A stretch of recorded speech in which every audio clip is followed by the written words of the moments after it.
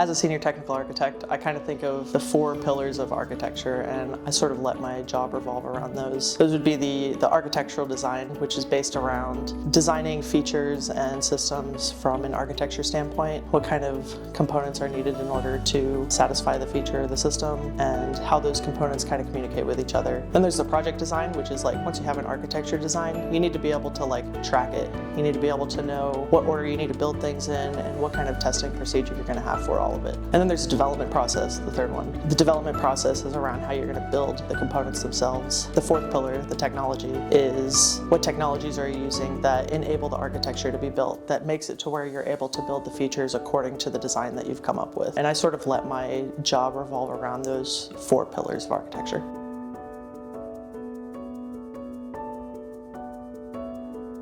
There's actually 2 things that are super important to this. One of them is being able to have a common language that's established between yourself and the people that you hand off your architecture to. And the other is that you have established a set of patterns for how things should be built. And this makes it to where whenever you do hand off some sort of architecture or some sort of design to somebody, that things that are being built are consistent to the design and they map up to the architecture that I've come up with and as I expect them to be built.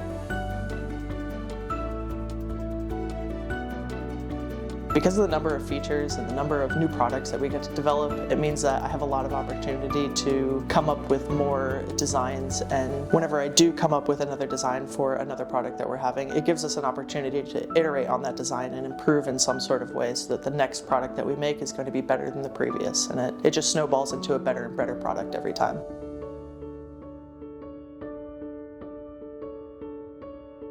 I see a lot of overlap in technologies that are coming out and with the type of analytical work that the garage does. The kind of data that we're looking at is highly clinical, and we have a lot of AI coming out, and AI and ML is largely focused around analytical type of observations and projections and stuff. It'd be really cool to see garage kind of combining with the new technologies that are coming out so that we can have better analytics and we can have better projections coming out in the future.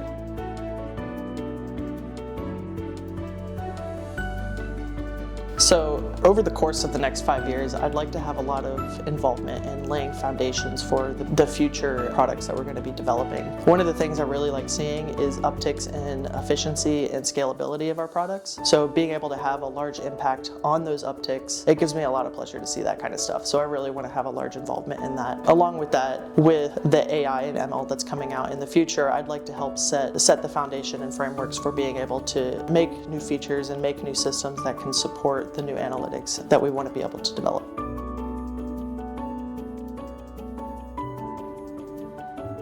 Garage has a super strong leadership team, and the crew behind it is actually amazing. You could tell that everybody here is like really dedicated to the work that they're involved in, and it honestly gives me a lot of assurances that the work that we do is going to have a super meaningful impact in healthcare, and it makes me really proud to be a member of the Garage.